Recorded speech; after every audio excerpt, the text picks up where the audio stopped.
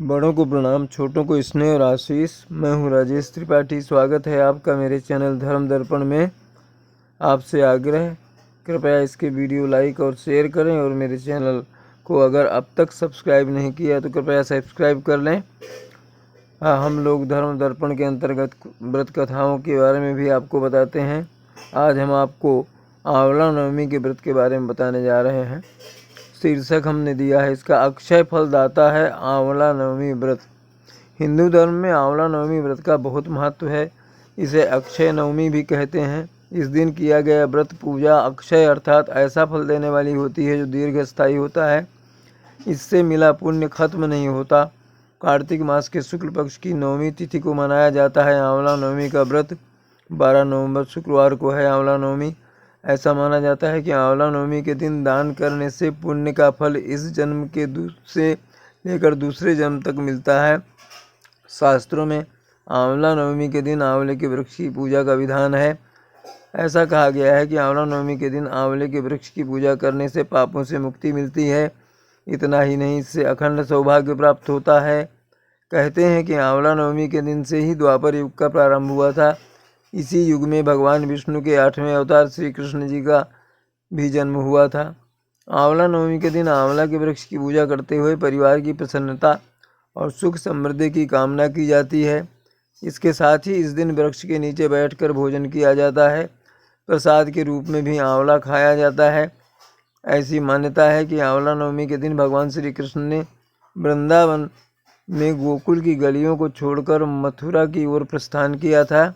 इसी वजह से वृंदावन परिक्रमा की जाती है। 12 नवंबर 2021 दिन शुक्रवार को सुबह 5:51 से प्रारंभ होगी नवमी, जो कि 13 नवंबर शनिवार को सुबह 5:30 तक रहेगी। आंवला नवमी की जो पूजन विधि है कुछ इस प्रकार है। आंवला नवमी के दिन आंवला के वृक्ष की पूजा की जाती है। हल्दी कुमकुम आदि से पूजा करने के बाद जल और कच्चा दूध वृक्ष पर अर्पित करते हैं। इसके बाद आंवले के पेड़ की परिक्रमा करनी चाहिए। आंवले के पेड़ के तने में मौली या रक्षा सूत्र 8 बार लपेटें। आंवले का पेड़ हर जगह सबको उपलब्ध नहीं होता। ऐसे में आप तुलसी के पौधे के पास बैठकर भी पूजा कर सकते हैं। पूजा के बाद व्रत कथा पढ़ना या सुनना चाहिए। आंवला नवमी के दिन जो भी शुभ काम किए जाएं उसमें सफलता और लाभ मिलता है। कहते हैं कि इस दिन विशेष पूजा से अक्षय फल मिलता है। आंवले के पेड़ की पूजा करने के साथ स्वस्थ रहने की कामना करनी चाहिए। आंवले के पेड़ की पूजा के बाद पेड़ के नीचे ही बैठकर आंवला प्रसाद का भोजन करना चाहिए। आंवला नवमी पर शुक्रवार 12 नवंबर को पूजा का सर्वश्रेष्ठ मुहूर्त जो है सुबह 6:50 से दोपहर 12:10 तक का रहेगा। पूजन के बाद आंवले के पेड़ की जो है 8 बार परिक्रमा करनी चाहिए। पेड़ की 108 परिक्रमा करने की भी बात कही गई है। इसके बाद योग्य पंडित या ब्राह्मण से आंवला नवमी की कथा सुने या खुद पाठ करना चाहिए। पूजा के बाद सुख समृद्धि की कामना करते हुए वृक्ष के नीचे बैठकर ही भोजन करना चाहिए। आंवला नवमी की कथा इस प्रकार है। एक राजा रोजाना 1.25 मन आंवला दान करने के बाद ही भोजन करते थे। इस कारण उन्हें आंवल्या राजा कहा जाने लगा था। मगर उनकी दान प्रवृत्ति पुत्र और वधू को पसंद नहीं थी। राजा के पुत्र ने उनको ऐसा करने से रोका तो दुखी होकर राजा ने रानी समेत महल छोड़ने का फैसला किया और दोनों ही जंगल चले गए। जंगल में प्रण के अनुसार राजा ने बिना आंवला दान किए 7 दिन भोजन नहीं किया। राजा की तपस्या और दृढ़ता से भगवान खुश हुए और राजा के महल बाग बगीचे जंगल के बीचों बीच खड़े हो गए।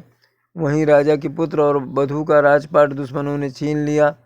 आखिर में दोनों को अपनी भूल का एहसास हुआ और वो राजा और रानी के पास लौट आए। आंवला नवमी के दिन जो भी शुभ काम किया जाए उसमें हमेशा लाभ मिलता है, कभी उसमें क्षय नहीं होता।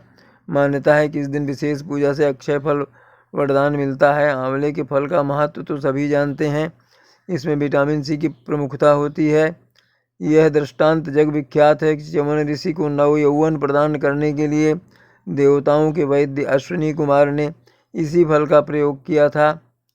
उन्होंने अन्य औषधियों को मिलाकर एक औषधि तैयार की थी। उसमें आंवला की प्रमुखता थी। बाद में इस औषधि का नाम भी च्यवन ऋषि के नाम से च्यवनप्राश रखा गया। तो ये तो थी आज आंवला नवमी के व्रत की विधि, पूजा और उसकी कथा। अगले किसी वीडियो में हम इसी तरह के और प्रसंग लेकर के आएंगे। तब तक के लिए प्रणाम, नमस्कार।